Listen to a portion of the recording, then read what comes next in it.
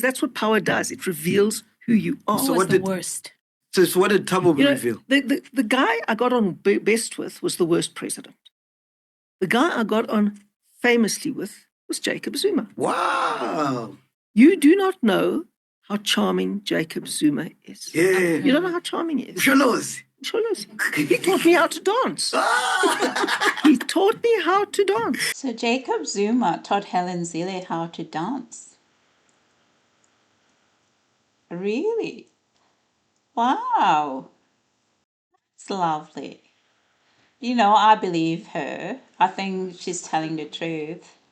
You know, just let's have a look at Jacob Zuma dance. The man can dance. Really, seriously. Yeah, even I don't think even 30-year-old can actually compete with Jacob Zuma's dance move.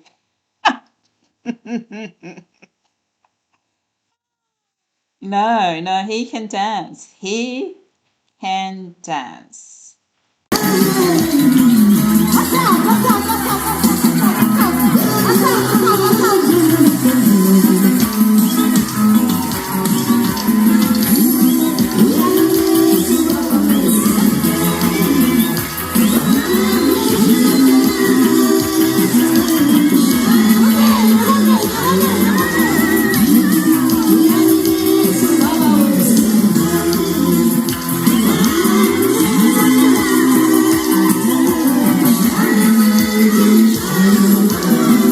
I'm not waking this up. Yeah. You want me to tell you the story? Yeah, please do. Well, one day I went to a cabinet lichotla at Pandondlopfu. Is that how you say that? Yeah, Pandondlopfu. And I was there. And afterwards, we had a braai at his place. And there was music. And Who's braai? Is he braai? I would lie, but I wouldn't be surprised. But I would lie if I say I saw him braai. Okay, cool. But then there was music, and then everyone starts to dance. You know that whole group dance that everyone was doing? So we're all doing that dance and everything. And of course, I'm the only DA person there, right? Yeah. And then they put on this sort of like waltzy music and stuff, and everyone stops dancing. So the next moment, I feel on my shoulder, I look around, there's the president. I said, "Hello, Mr. President." He says, "Would you like to dance?" I said, "I'd love to, but I can't. I don't know how." Yeah. He said, "No, come, I'll show you. Don't you know how to dance?" I said, No, I studied in my youth. Sometimes, you know, to be a good leader, you don't need to be educated. Leadership is not something you can learn from school. Of course, you can go to school. People teach you how to do things, how to manage people, but some people are just born in leadership. Some people are born leaders, and Zuma is one of them. Zuma did not obtain any formal education, but under his presidency, South Africa's debt to GDP was below than 50%. With the cupcake president, aka Ramaphosa, under his presidency, the South African debt to GDP is over 75%. Under his presidency, the unemployment is half what it is today. It's around 20%. Right now, under President Ramaphosa, the true unemployment is around 40%. Yeah. So who's the best president? I think for South Africans, they know who was the best president under his presidency. Most South Africans, their lives got better under him. Most South Africans under President Zuma were more employed than the current president. Those are the facts. If we're talking about merits, Jacob Zuma was the best president for South Africa. If we're talking about just merits alone, without talking about politics, about his personality, his allegedly stuff that he alleged to have done in presidency, the state capture, the manufactured state capture, all of that, if we put that away and look at just competency, yeah. You didn't party. So he takes me on this dance floor, and he's now teaching me how to dance. And they've all got their cell phones out, and they're taking this video. And he says, and I said, "He's very good." And he said, "Now just follow me, just follow me. And he leads me around the dance floor really brilliantly. Wow. So I said to Mr. President, where did you learn to dance? So he tells me this hilarious story. He says he was a young guy from Nkandla. Nkandla, yeah. Malala, huh? Is that right? Anyway, Yeah. there he is from that place. And he says that he saw this lady in Durban that he really fancied. Oh. So he asked her to a dance. Mm. And he didn't put two and two together that when you get there, you actually have to dance. Yeah, right? yeah. So he arrives, and so they get there, and all the dance music's on, and people are dancing, and he can't dance. Now he's standing there with this lady. So eventually, another guy comes and asks this beautiful lady that he's with to dance. She says, thank you very much. She takes off her coat, hands it to Jacob Zuma, who's now standing there with her coat, and she's dancing with another guy. No! And he said he spent the whole night holding her coat while she was dancing with everybody else. And he had to learn how to dance now. And then he said he left, and he said, on Monday, I'm enrolling at Arthur Murray Dance Studio in Durban. And that's what he did. He enrolled at Arthur Murray Dance Studio. Wow. So then I came home and I'd tell my husband all of these stories. Yeah, you know. yeah. And when I used to go to the Lechotlas, he used to say to me, now don't come back as Zuma's next wife. Oh, that's beautiful, man. So he was a terrible president, but he was an incredibly nice person. Speaking about Jacob Zuma, name two qualities you absolutely love about him. His warmth. Apart from his dancing, which you together. Yeah, I've already said that.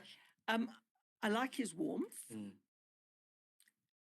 and the time that he takes to do things you would never expect. So when my party was donering me for saying, hold on, everybody who's calling for colonialism and this and everything must fall, the legacy of colonialism isn't only negative. When my party wanted to donor me right out of the door for saying that because other people had interpreted it as the way you did, he called me and he said, what they're doing to you is wrong. Wow. It's really wrong. Now, I mean, who would think of doing something like that? I hope I would think of doing that. I hope I would. So he's a thoughtful person. So you like that he's thoughtful? The second thing? No, well, he's thoughtful about relationships, right? But I'm sure if he wants to destroy you, he'll destroy you in 5 minutes as well. We've seen that. Yeah, I mean, he doesn't play games. He doesn't play games. That guy's a genius. But, you know, I don't know. I mean, and he used to be so nice when I went to see him. I said, Mr. President, next time I come here, I'm bringing a DA membership form. Then you're going to sign it over there because you agree with everything. Jacob Zuma is 82 years old. You know, how many 82 years old men can do that? Do you think Joe Biden can do that? Playing. He's playing? Yeah. He's playing. He's trying too hard. He's playing.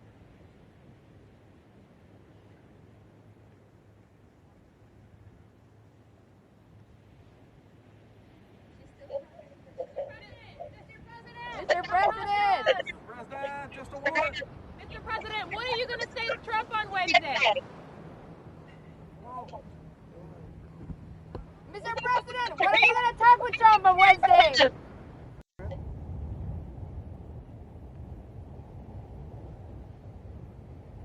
Oh, you know, how many of them can do that? How many 82-year-old men can do what Jacob Zuma is able to do at 82? Name one 82-year-old can dance as Jacob Zuma. There's no one that I know who's 82 years old can dance as Jacob Zuma, can do those dance moves at the age of 82.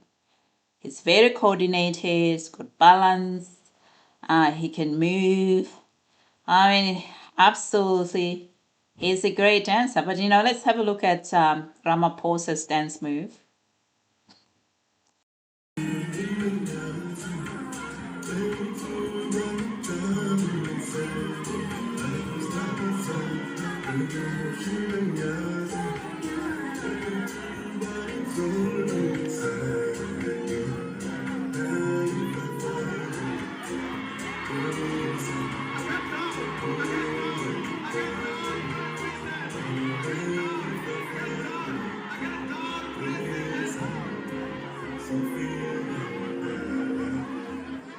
Yeah, just looking at that dance move, oh my God, I was really afraid on his behalf, and I thought, oh, please don't fall. Please make sure you can get up. He's actually 72 years old. He's 10 years younger than Jacob Zuma. Jacob Zuma is 82 years old. The man can kick. The man can move fast. The man can stride. The man can actually dance. Proper dance. So I believe that story that he actually did teach Helen Zille how to dance, because he can dance. Absolutely does not doubt it. He's 82 years old. That video is him dancing about 2 weeks ago. 82 years old. A man can dance like that. And you got Ramaphosa, 72 years old, nearly fell down doing that dance. Okay, now we're going to look at his deputy, Paul. So let's look at his dance move and see what kind of dance.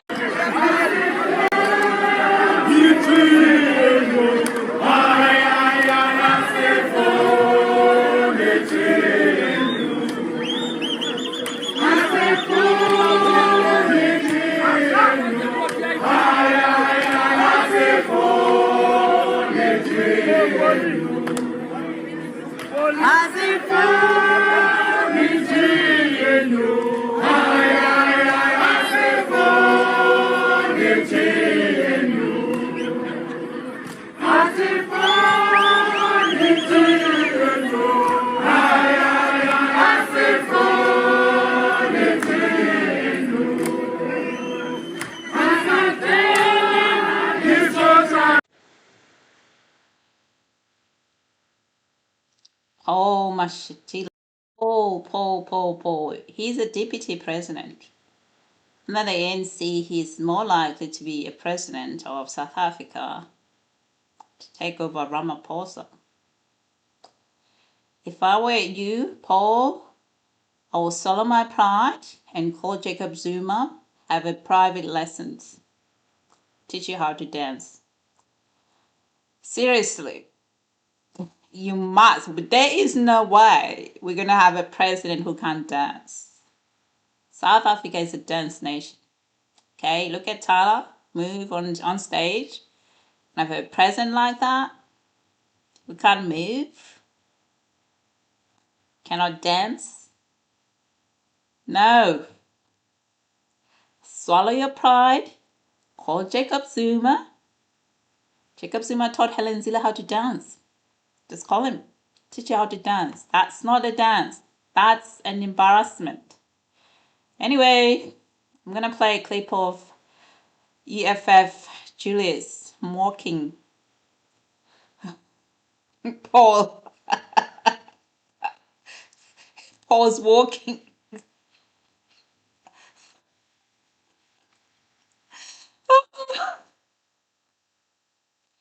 Oh, you know, no, I don't really agree with Julius' politics and everything about him and his politics. I don't agree, but we can all agree that South African politics will be very boring without Julius Malema. Honestly, it would be boring without him. He's got a role in that entertaining and telling the truth without the fear or favor. That is Julius. Anyway, I'm going to play this clip. Let's listen.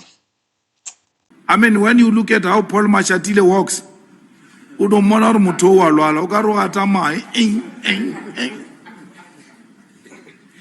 they are sick. Old age. Some of the symptoms of old age is sickness.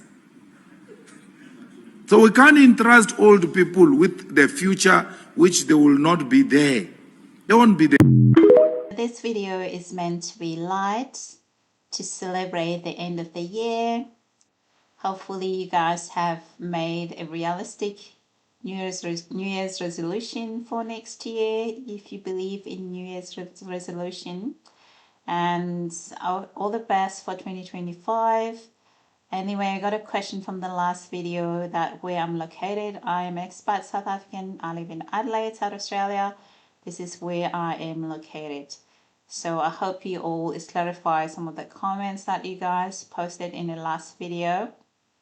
So there were also another comment from the last video about the continuation of discussing the saga to do with Chidima.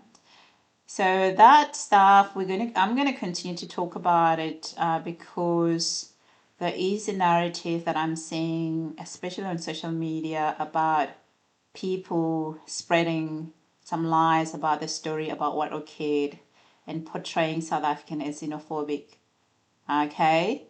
And also just the lack of accountability in the story and of honesty about who's actually responsible for her issues. It's her parents. It's not South Africans. South Africans have nothing to do with her being kicked out of Miss South Africa because she didn't qualify. She didn't meet the requirement of entering that. I mean, she was trying to scam South Africans, and she was caught out red-handed with her lies. And that's why I'm going to continue to talk about it when it's necessary to talk about it. When you start doing this interview and keep acting like she is a victim, well, the victim is still in South Africa for 23 years of this crime. So that's the reason why I will continue to talk about it as long as there is this narrative of xenophobia, of people who commit crimes when they enter South Africa. And when South Africans complain about the crime they commit, it's South Africans are xenophobic. Okay, now, that's not fair. South Africans are very welcoming, and most people who travel to South Africa, they enjoy their time there. And those who are legal migrants in South Africa, they are having the best time. They're accepted by South Africans. Nobody's trying to kick anyone out. Those people are illegal in committing crime that South Africans are against. So if being against crime and lawlessness, it means you are xenophobic, please include me in that. I'm probably the biggest xenophobe because I hate that. I hate lawlessness. Okay? Thank you guys. Have a lovely new year. Bye.